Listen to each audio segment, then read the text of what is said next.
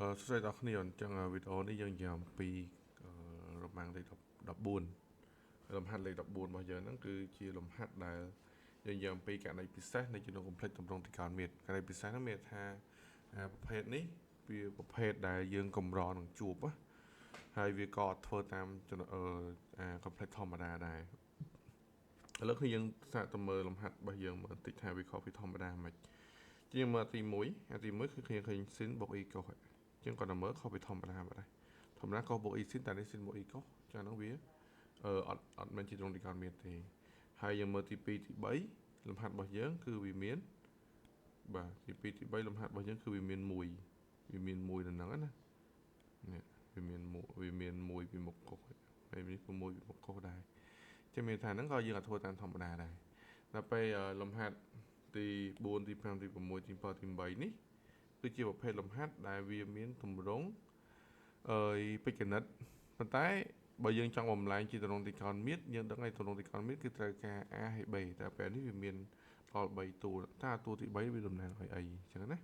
ហើយក្នុងប្រភេទលំហាត់ទី9ទី10នេះគឺប្រភេទដែលជារឹសតែយើងត្រូវធ្វើម៉េចដើម្បីអាចបំលែងវាចូលជាទម្រង់ទីកោណមាត្របានអូខេតោះឥឡូវយើងចាប់ផ្ដើមមើលតាមចំណុចមួយអូខេចឹងឥឡូវយើងមើលចំណុចទី1គឺយើងនិយាយអំពីករណីដែលZ យើងស្មើជាមួយនឹង sin បូក e កុសដែលជាមុំ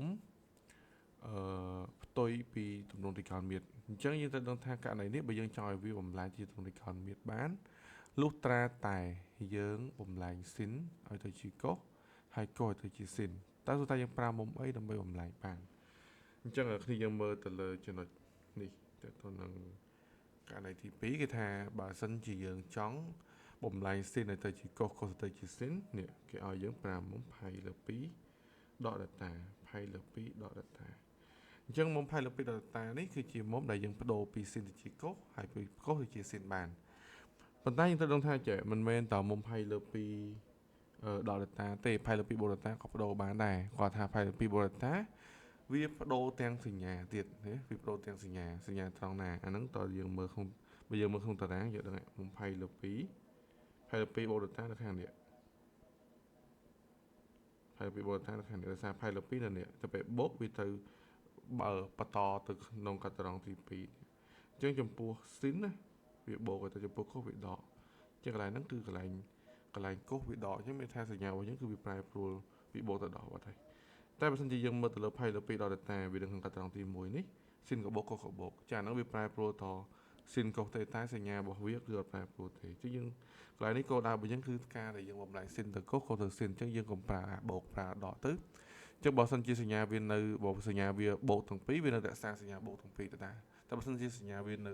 ដកទាំងពីរឬក៏ដកតែមួយនៅកន្លែងណាក៏វានៅរក្សាសញ្ញាវាទៅនឹងដែរដោយសារសញ្ញាដកគឺយើងមានលក្ខខណ្ឌក្នុងការបំលែងផ្សេងមួយទៀតនៅក្នុងមេរៀនចាស់របស់យើងហើយអញ្ចឹងយើងគិតតែរឿងផ្ទុយឲ្យបានសិនទៅចាំយើងទៅគិតសញ្ញាឲ្យតាមក្រោយអញ្ចឹងយើងប្រើ pi លើ2ដក delta ទៅវាចំជាអីដែលយើងត្រូវការជាងអញ្ចឹងយើងអត់ខ្វល់រឿងសញ្ញាហ្មងអូខេឥឡូវឧទាហរណ៍ថាលំហាត់Z នេះគឺស្មើជាមួយនឹង sin pi លើ4បូក i កុសនៃមុំ pi លើ4ជាប្រើមុំ pi លើ2តើចេះតែប្រើមុំ pi លើ2ភ្លាមបដូរភ្លាមឥឡូវយើងបដូរដាក់កុសទៅតែមុំយើងក៏បដូរទៅជា pi លើ2ដក delta យើងគឺ pi លើ4នេះដែរបូក i sin អានេះបដូរដាក់ sin ដែរហើយអានេះមុំយើងបដូរទៅជា pi លើ2ដល់ pi លើ4ដូចគ្នាអូខេហើយត្រូវព្យាបាយតើអញ្ចឹង pi លើ2នេះដក pi លើ4យើងអាចដាក់ព្យាបាយរួមគឺ4បានចាំមកនេះគុណ2ទៅ2 pi ដក pi ចឹងវាស្មើជាមួយនឹង pi លើ4ចឹងចុងក្រោយចម្លើយយើងគឺកុសនៃមុំ pi លើ4បូក i sin នៃមុំ pi លើ4គឺជាចម្លើយរបស់យើងអូខេអញ្ចឹងគ្នាយើងអាចយកលំហាត់អនុវត្តនៅក្នុងលំហាត់ទី1បានលំហាត់ទី1អូខេហើយយើងមើលទី2ទី3ទី2ទី3បើគ្នាយើងមើលទៅតាមប្រធានដែលយើងឃើញនេះយើងឃើញទម្រង់របស់យើងវាមាន2ផ្នែកទី1មួយដកកុសមួយបូកកុសនិងមួយដកកុសណាអាហ្នឹងហៅផ្នែកទី1ផ្នែកទី2គឺយើងមើលទៅលើតួសនេះនេះនិងតួសនេះអញ្ចឹងមានថាយើងត្រូវប្រើប្រាស់ពីរផ្នែកនឹងផ្សេងគ្នាអញ្ចឹងប្រើប្រាស់មិនអ ចឹងឡើយនេះគឺយើងឃើញនៅក្នុងករណីទី1គេប្រាប់ថាទម្រង់របស់យើងគឺនេះទម្រង់1 បូកកុសនិង1ដកកុសហើយបូកឲ្យ e sin នេះ e sin របស់យើងនេះជាងយើងត្រូវដឹងថាមួយលំហាត់របស់យើងនេះតើតើនឹង1ដកកុសឬ1បូកកុសយើងត្រូវប្រើរូបមន្តរបស់វាទៅតាមលំហាត់របស់គេបើយើងជប់បូកយើងប្រើ1បូកកុសដតាទៅស្មើ2កុសក្រេដតាលើ2នេះបើសិនជាយើងជួបករណី1បូកកុសតែបើសិនជាយើងជួបមួយករណី1ដកកុសយើងប្រើ1ដកកុសដតាស្មើនឹង2ស៊ីនក្រេដតាលើ2អញ្ចឹងរូបមន្ត2នេះខុសគ្នាត្រង់ថាបូកចេញកុសការ៉េ2កុសក្រេដតាលើ2បើដល់ចេញ2ស៊ីនក្រេដតាលើ2មួយបូកកុសចេញកុសមួយដកកុសចេញស៊ីនវាខុសទៅហ្នឹងវាខុសគ្នាត្រង់កន្លែងហ្នឹងប៉ុន្តែរូបមន្ត2ហ្នឹងយើងប្រើប្រាស់តែមួយឯងតែមួយក្នុងចំណោម2ហ្នឹងឯងដោយសារលំហាត់របស់យើងវាមានបូកគឺបូកដកគឺដកគឺអត់អាចមានម្ដងទាំងពីរអញ្ចឹងយើងចាំមកកន្លែងហ្នឹងគេដាក់ឆ្លងឬបើយើងជួបបូកយើងប្រើបូកទៅបើយើងជួបដកយើងប្រើដកទៅប៉ុន្តែរូបមន្តពីរហ្នឹងគឺទៅប្រើអមជាមួយនឹងរូបមន្តមួយទៀតគឺនេះស៊ីននេះស៊ីនដតាគឺស្មើនឹង2ស៊ីនដតាលើ2កុសដតាលើ2អញ្ចឹងមានថារូបមន្តពីរហ្នឹងទៅប្រើអមជាមួយគ្នាជានិច្ចមកគូហ្នឹងអាចមកគូនេះឬក៏អាចមកគូនេះនៅមួយគ្នាអូខេអញ្ចឹងយើងមើលតាមជាក់ស្ដែងណាតែអាសនេះគឺត្រូវតែប្រើហ្នឹងហើយដើម្បីអីដោយសារមុំរបស់យើងគឺប្រែប្រួលហើយរូបមន្តបើយើងមើលតអាមុខនេះបើយើងប្រើមុំយើងដតាលើ2នេះហើយបើសិនជាយើងសនេះយើងអត់បដូរទេមុំរបស់យើងខុសគ្នាអញ្ចឹងមិនយើងត្រូវបដូរទាំងសនេះដែរជាងយើងទៅប្រើមកគូនឹងអមជាមួយគ្នាហ្មងអូខេឥឡូវយើងមកឧទាហរណ៍ថាz នេះស្មើជាមួយនឹង1បូកឲ្យកុសផៃលើ4បូក e sin នៃមុំផៃលើ4ចា៎ចឹងយើងអានេះបូកយើងប្រើបូកតអញ្ចឹងបាន2កុសការ៉េផៃលើចឹងនៅពេលយើងយកមុំវាចែក2មាន50ភាគបាញ់គុណនឹង2អញ្ចឹងផៃលើ8បូកឲ្យចឹងនេះយើងបាន2 sin ផៃលើ8កុសនៃមុំផៃលើ8ដែរចា៎យើងទាញយើងទាញជាកតាបានគឺ2ជាមួយនឹងកុសផៃលើ8នេះដូចគ្នាចឹងអាមុខវាសល់កុសមួយទៀតចឹងសល់កុសផៃលើ8ដល់ពេលអាក្រោយគឺនៅសល់ sin ផៃលើ8នេះឯងនេះគឺជាចម្លើយដែលយើងបានទទួលបានអូខេនឹងបានប៉ុណ្ណឹងអញ្ចឹងឥឡូវបដកវិញឥឡូវយើងមើលដកសិតយើងស្មើជាមួយនឹង1ដកឲ្យកុសផៃលើ6អញ្ចឹងទៅបូកឲ្យ e sin នៃមុំផៃលើ6អូខេអញ្ចឹងតើតើនឹងកន្លែងនេះយើងប្រើអីគេវិញគឺប្រើ1ដកកុសចឹងដល់1ដកកុសទៅជា sin អញ្ចឹងបាន2 sin ការ៉េចឹងយើងយកមុំយើងចែកជា2ទៅមានថាគុណភាគបែរនឹង2ទៅវាបាន12ចា៎ហើយសិននេះប្រើរូបមន្តតែមួយឯង2 sin ផៃលើ12កុសផៃលើ12ចឹងឡើយនេះដោយសារតែយើងអាចទាញ2 sin ផៃលើ12ជាកតាបានយើងទាញជាកតាមកផៃលើ12ចឹងខាងក្នុងវាសល់ sin ផៃលើ12ហើយបូកឲ្យ e កុសនៃមុំផៃលើ12អូខេចឹងបាន2 sin ផៃលើ12កតាឲ្យចឹងដោយសារតែកន្លែងនេះមុំយើងនេះវា sin បូក e កុសចឹងវាចូលលក្ខខណ្ឌទី1ចឹងលក្ខខណ្ឌទី1របស់យើងនេះលក្ខខណ្ឌអាចារ្យរបស់យើងនេះចឹងលក្ខខណ្ឌនេះគឺយើងប្រើមុំមួយគេគឺមុំប្រើមុំផៃលើ2ដកdata ទៅបានហើយអញ្ចឹងយើងបដូរ sin ទៅជាកុសដែលប្រើមុំផៃលើ2ដក data យើងគឺផៃលើ12នេះបូកឲ្យ e បដូរអានេះដែរ sin ទៅជាផៃលើ2ដកឲ្យផៃលើ12នេះចឹងយើងអាចត្រូវវាបែងបានហើយចឹងយើងមើលផៃលើ2ដកផៃលើ12យើងអាចដាក់ភាពបែងរួមយើងគឺ12បានហើយចាំមុខយើងគុណនឹង6ចឹងបាន6ផៃដកផៃលើ12យើងបានជា5ផៃលើ12នេះអូខេចឹងបាន2 sin ផៃលើ12នៃកុសនៃមុំ5ផៃលើ12បូក e sin នៃមុំ5ផៃលើ12អូខេនេះគឺជាចម្លើយរបស់យើងគឺយើងមើលកន្លែងនេះនៅពេលដែលឃើញយើងឃើញខ្នងមុខនេះសួរថាមិនមកមុខហ្នឹងវាមានកុសមាន sin នៅក្នុងតើចាអាហ្នឹងវាជា model របស់យើងហ្នឹងឯងហើយអាហ្នឹងជាទូទៅយើងត្រូវដឹងថាវាទៅវិជ្ជមានណា ចឹងឡើយនេះបើយើងចង់ដឹងថាវាវិជ្ជមានអត់យើងចែកមកតើផៃ300ផែតណាតើ100ចែក8វានៅចន្លោះពីនេះវានៅចន្លោះកាត់ត្រង់ពី0រហូតដល់ផៃលើ2នេះអត់90ដឺក្រេនឹងអត់90ដឺក្រេនឹងអត់បើសិនជាផលចែកយើងនៅចម្លើយរបស់វានៅចន្លោះពី0ទៅ90មានថាទាំងកុសទាំងសិនគឺវិជ្ជមានទាំងពីរមកចឹងបើយើងមើលកុសផៃលើ8គឺនៅចន្លោះពីនៅចន្លោះនោះឯងនៅចន្លោះពី0ទៅដល់ផៃលើ2ចឹងមានថាហ្នឹងគឺវាធំជាង0ហើយចឹងមានថាហ្នឹងគឺជា model របស់យើងហើយផៃលើ12ដូចគ្នាដែរយើងចែកទៅបានប្រមាណហ្នឹងហើយបានប្រមាណ10ជាងហ្នឹងចឹងមានថាតម្លៃវាក៏នៅចន្លោះពី0ទៅ90ដែរចន្លោះពី0ទៅ90ដែរនេះសិនចន្លោះពី0ទៅ90ដែរចឹងកាលចន្លោះពី0ទៅ90កុសយើងក៏បូកនេះកុសយើងក៏បូកសិនយើងក៏បូកដែរចឹងណាអានេះយើងមើលចឹងប៉ុន្តែបើសិនជាក្នុងករណីដែលវានៅខាងក្រោមនេះវិញចឹងមានថាកុសយើងបូកដែរតែសិនយើងដកចឹងត្រូវគុណសញ្ញាចូលដើម្បីឲ្យវាវិជ្ជមានទៅចឹងគេមើលទៅលើកន្លែងហ្នឹងណា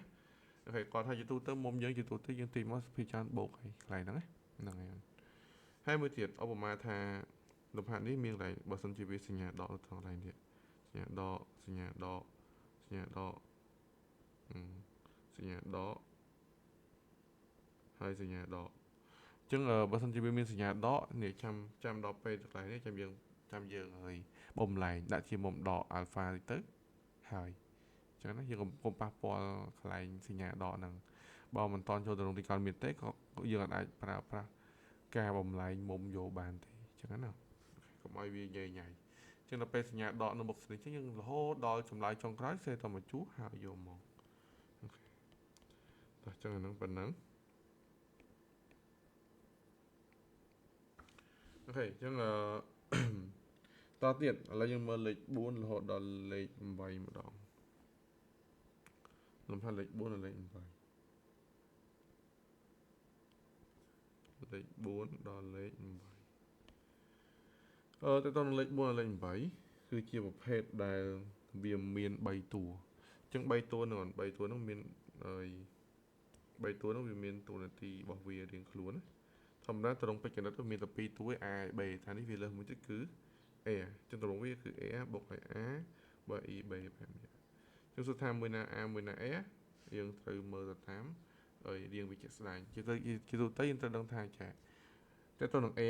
វាស្មើនឹងរឹសនៃ A ការ៉េបូកឲ្យ B ការ៉េចឹងបើសិនជាគឺយើងប្រើរូបមន្តនឹងដើម្បីផ្ទៀងផ្ទាត់អាហ្នឹងក៏បានដែរធ្វើអញ្ចឹងក៏វាលឿនដែរប៉ុន្តែយើងត្រូវដឹងថានៅក្នុងករណីនេះអាណាជាប់ E នេះគឺសុទ្ធតែជា B ហើយអាណាជាប់ E នឹងជា B ហើយអញ្ចឹងអានឹងយើងមិនបាច់ខ្វល់ទេអារឿង B ហ្នឹងសំខាន់បំផុតគឺ A ហើយនឹង A អញ្ចឹង A ហើយនឹង A ឥឡូវអូម៉ាថាចេះយើងសន្មត់ថានេះជា A តើអាហ្នឹងវាស្មើនឹងអានេះការ៉េបូកអានេះការ៉េអត់បើនឹងអត់ស្មើទេអានឹងមិន A ទេអញ្ចឹងណានឹងវាអាចធ្វើតាមវិធីហ្នឹងបានអញ្ចឹងបើយើងមើលតាមករណីនេះបើយើងមើលទៅលើរឹស2នេះរឹស2នេះរឹស2នេះយើងអាចបានដល់2គេរឹសនៃ1ការ៉េបូកឲ្យ1ការ៉េនេះហើយយកនេះលើកជាការ៉េជាមេថានេះគឺជា model របស់វាជាមេថានេះគឺជាតួ A របស់យើងនេះ A យើងគឺនៅរឹស2ហ្នឹងអូខេឥឡូវយើងមើលទី5ដូចគ្នាដែរបើយើងទៅមើលករណីនេះជាទូទៅលំហាត់យើងអាសាជួមចែកចឹងមានថានេះជា L វានឹងឯងហើយជាស្ដាយអា2ហ្នឹងណាបើយើងគិតទៅវាស្មើជាមួយនឹងរឹស2ការ៉េបូកឲ្យរឹស2ការ៉េមែនចឹងរឹស2ការ៉េបូករឹស2ការ៉េរឹស4ចេញបាន2ចឹងមានថាអានេះគឺជា L របស់យើងនេះគឺជា L របស់យើងនេះអា2ហ្នឹងហើយនេះដូចគ្នាដែរនេះលំហាត់នេះយើងធ្លាប់ជួបនេះមុំផៃលើ6ចឹងបើយើងគិតទៅអា2នេះបើយើងយកនេះលើកជាការ៉េ3អានេះដក1ការ៉េបូក1ចឹងបាន4ចេញបាន2នេះគឺជា A របស់យើងដែរអូខេដល់ពេលអាទី7នេះអាណា A ចឹងអានេះយើងធ្លាប់ជួបអារឹស6ជាមួយនឹងរឹស2ចឹងនឹង A B ចឹង A របស់យើងបើយើងគិតដល់នេះ6បូក2 8ចេញបាន2រឹស2ចឹងជាតួ A របស់យើងអូខេដល់ពេលអានេះលំហាត់នេះបងដាក់ស៊ីសងវាបាននេះចឹងមានថាយើងគិតទៅ2ឬ7ដល់ឬ7វាស្មើឬ7បូកឲ្យ E ឬ21នេះអូខេចឹងយើងអាចធ្វើយកធម្មតាមុំផៃលើ3ចឹងទៅតោះឥឡូវយើងទៅមើលយើងដឹងហើយនៅពេលដែលយើងដឹងថាណា A ហើយយើងអាចទាញ A ជាកត្តាបានហើយណាចឹងអាទី4នេះ A ទី5អានេះ A ទី6នេះ A ទី7នេះ A ហើយទី8យើងទាញធម្មតា ចឹងឥឡូវយើងទាញមិនឥឡូវគ្នាមកឧទាហរណ៍ថាលំហាត់នេះគេឲ្យ z ចឹងស្មើជាមួយនឹងហើយ2ឬ7បូកឲ្យឬ21បូកឲ្យ e ឬ7អូខេចឹងបើយើងមើលតាមទម្រង់របស់យើងនេះអញ្ចឹងបើយើងមើលតាមអានេះបើយើងសន្មតថានេះជា a នេះជា b អញ្ចឹង21បូក7គឺ28អញ្ចឹង28វាបាន4គុណ7 2ឬ7ជំថានេះគឺជា a របស់យើងនេះជាងអាចទាញ a ជាកតា2ឬ7ដែរ2ឬ7ពេលយើងទាញទៅបាន1ហើយបើយើងសម្រាយមានថា21លើឲ្យ2ឬ7នេះឯងហើយបូក e ក៏ថាឲ្យឬ7លើឲ្យ2ឬ7តែប៉ុន្តែយើងដឹងហើយមុំ2នេះមុំ20លើ6គូតម្លៃវាឬ3លើ2 1លើ2ណាតែបើសិនជាយើងធ្វើកាត់យើងដាក់យកមកតែបើយើងអត់ចង់ធ្វើកាត់ទេយើងសម្រាយទៅវាចេញវាកង់ទៅចេញឬ3លើ2ទេភាសា21ចេញ7វាបានឬ3ហ្នឹងឯងឬ3លើ2អញ្ចឹងឬ7ទៅរួចចោលស្មើនឹង1លើ2ចាជាងបាន2ឬ7តែឲ្យ1បូកឲ្យកុសនៃមុំ20លើ6បូក e ស៊ីនៃមុំ20លើ6នេះឯងតោះមកយើងគ្រាន់តែប្រើរួមមុនបន្តទៀតមកគឺ1បូកកុសចឹងបានដូចជា2កុសការ៉េ20លើ12យើងយកមុំ2ចែកទៅ2ទៅមានថាយើងគុណភាព2វានឹង2ចឹងយើងបាន2ស៊ីន20លើ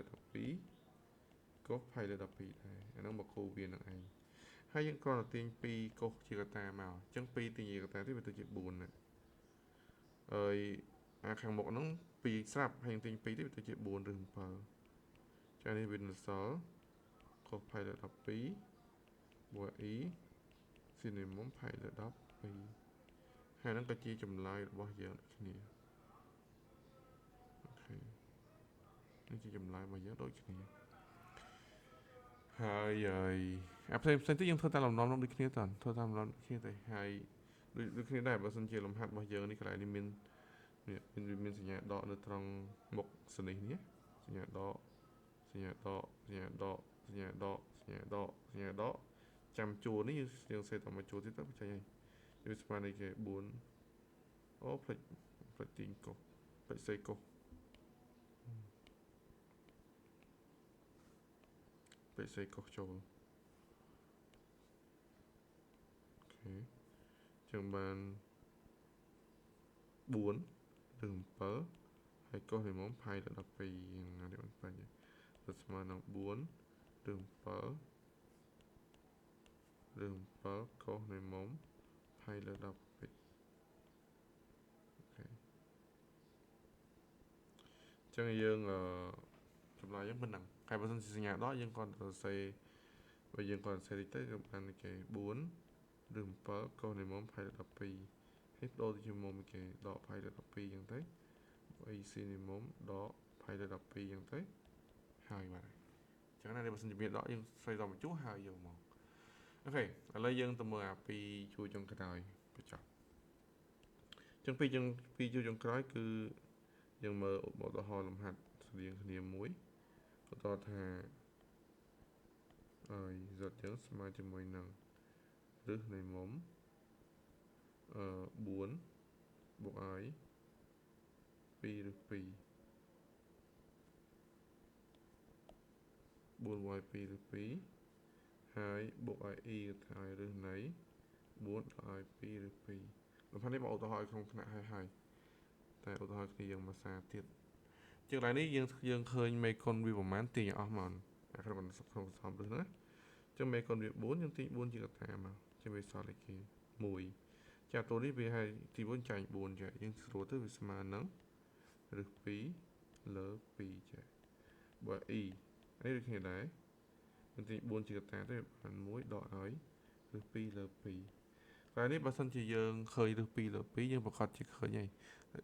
យើងប្រកាសជាអាចដាក់គេកុស20លើ4ឬក៏ស៊ីន20លើ4នៅកន្លែងហ្នឹងតែកន្លែងនេះបើសិនជាអូម៉ាថាបើយើងគិតថានេះដាក់កុសនេះដាក់ស៊ីនគឺយើងធ្វើអត់ចេញទេមូលហេតុដោយសារតែរូបមន្តរបស់យើងវាអត់មានមួយដកស៊ីនទេវាមានតែមួយដកកុសជាកន្លែងហ្នឹងសំខាន់ណាស់ត្រូវបំបែកយើងត្រូវបំបែកតែជាកុសឯងអត់អាចដាក់ជាស៊ីននេះទេដាក់ជាស៊ីននេះគឺធ្វើអត់ចេញទេជួយបានចេះវា4ក៏តែឲ្យ1បូកឲ្យកុសនៃមុំ20លើ4បូកឲ្យ e នេះដូចគ្នាដែរ4ក៏ថាឲ្យ1ដកឲ្យកុសនៃមុំផៃលើ4នេះទៅប្រើកុសទាំងពីរហ្មងពេលយើងប្រើកុសហើយយើងគិតបន្តទៀតមកថាមិនថាបូកចេញអីដកចេញអីចា4នេះយើងអាចចេញពីរឹសបាន4នេះវាចេញពីរឹសបាន2អញ្ចឹង2ហើយបន្ទាប់មកយើងបានដូចគេរួមមុន1បូកកុសយើងបាន2កុសការ៉េផៃលើ8បូកឲ្យអញ្ចឹង4ចេញបាន2ដែរអញ្ចឹង2រឹសនៃអញ្ចឹង1ដកកុសវាបាន2ស៊ីនការ៉េផៃលើ8ដែរតោះយើងចេញពីរឹសមកអញ្ចឹងតកតូននឹងរឹសនេះយើងចេញបានតែការ៉េទេអញ្ចឹងអា2នេះអា2នេះវាមានវាអត់មានការ៉េតែមានអត់មានការ៉េវាចាត់រួចច្រើនតែកុសវាមានការ៉េចឹងកុសចេញរួចដូចគ្នាដែរ2នេះអត់មានការ៉េចាត់រួចទេតែសិននេះមានការ៉េចឹងចេញរួចចឹងអា2នោះជាប់រឹសដែរអា2ខាងនោះជាប់រឹសតែអាកុសនេះចេញបានចឹងកុសផៃលើ8ដូចគ្នាដែរអា2នោះចេញអត់រួចទេជាប់រឹសតែស៊ីនចេញរួចចឹងស៊ីនផៃលើ8ជាងទាញ2ឬ2ជាកតាទៅចែកនៅសល់នៅពេលនេះគឺកុសផៃលើ8បើ e ស៊ីនីមុំផៃលើ8ហើយហ្នឹងគឺជាចម្លើយរបស់យើងដូចគ្នាដែរអូខេចឹងឥឡូវយើងធ្វើបែបហ្នឹងហើយដល់នេះចឹងគឺយើងទាញ2ជាកតាទាញ2ជាកតាទៅបានរឹស2លើ2ហើយ1ដករឹស2លើ2 1បូករឹស2លើ2អានេះយើងទាញ2ជាកតាដែរទៅវាបាន1បូករឹស3លើ2 1ដករឹស3លើ2ហើយរឹស3លើ2គឺប៉ុន្មានកុសផៃលើ6អញ្ចឹងយើងប្រើមុំផៃលើ6ទាំងពីរទៅហើយយើងចេញ1ដក1បូកអីតាមក្រោយហ្នឹងមកអូខេអញ្ចឹងវីដេអូនេះគឺមានតែប៉ុណ្្នឹងទេយើងរៀនធ្វើបន្ថែមខ្លួនឯងជាករណីពិសេសនេះយើងកម្រជួបនៅក្នុងបាក់ឌុបណាតែយើងរៀនឲ្យដឹងទៅថាបើយើងជួបលំហាត់ប្រភេទអញ្ចឹងគឺយើងត្រូវធ្វើបែបហ្នឹងហើយដល់អញ្ចឹងវីដេអូនេះគឺចប់ប៉ុណ្ណឹង